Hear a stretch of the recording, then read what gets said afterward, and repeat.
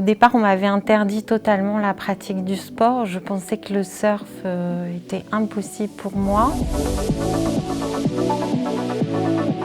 Je m'appelle Virginie Loup, j'ai 46 ans et je suis 5e mondiale en parasurf stand 2 sur les derniers championnats du monde de parasurf. J'ai eu un cancer des os à l'âge de 12 ans. J'ai eu la chance de pouvoir guérir et d'avoir une pose de prothèse totale de genou à la jambe droite avec une articulation artificielle genou, fémur et on m'a enlevé une partie de mon quadriceps. J'ai pratiqué le ski en compétition très jeune, donc slalom, saut à ski, prise de vitesse. Forcément, quand on aime la glisse, l'eau n'est pas très loin. L'océan, le bodyboard, n'importe quel support qui flottait. Je passais mes journées dans l'eau de 8 h du matin à 8 h du soir.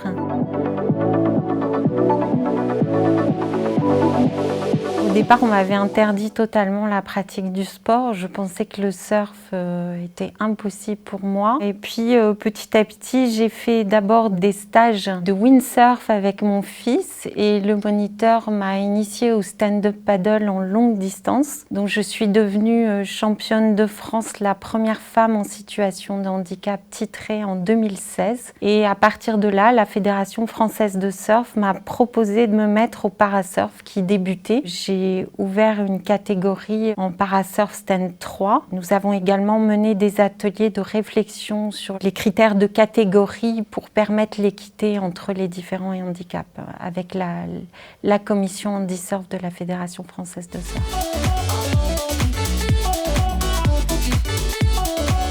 Initialement, on m'a positionnée sur une catégorie de parasurf couché où je n'avais pas besoin de me redresser sur ma planche. Finalement, j'ai été obligée, face aux critères internationaux, de trouver des solutions de redressement pour pouvoir continuer les compétitions.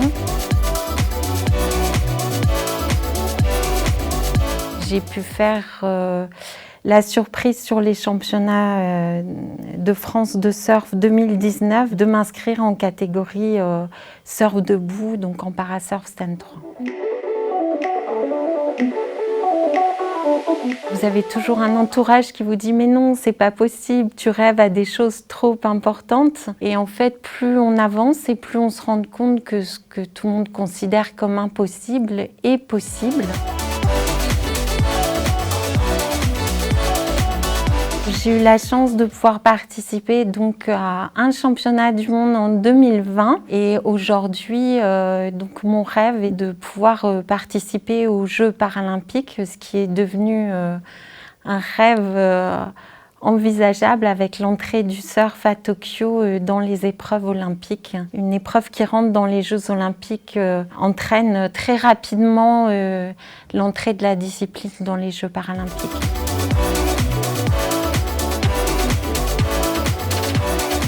Mon projet sportif et de vie aujourd'hui, pour le moment, ce sont les Jeux paralympiques. Et par la suite, c'est de pouvoir construire et transmettre pour les générations à venir cette pratique. C'est la première fois l'année dernière que les noms des parasurfeurs ont été présentés sur une liste de sportifs de haut niveau au ministère. Et pour l'instant, seuls des noms d'hommes ont été présentés. Donc j'ai essayé d'œuvrer pour que des noms de femmes soient présentés sur la liste du ministère parce que cette reconnaissance de haut niveau est également importante. Elle permet l'accès à des subventions régionales dans la pratique sportive, sachant également que depuis 2019, des aides financières à la pratique sportive pour les personnes en situation de handicap ont été supprimées. Donc c'est un véritable challenge face à nos besoins en termes de matériel qui sont beaucoup plus importants que dans la pratique valide. Pouvoir trouver des accompagnements de financement en dépit d'un handicap, quand on a l'énergie de vie, la joie de vivre et l'envie surtout, le désir,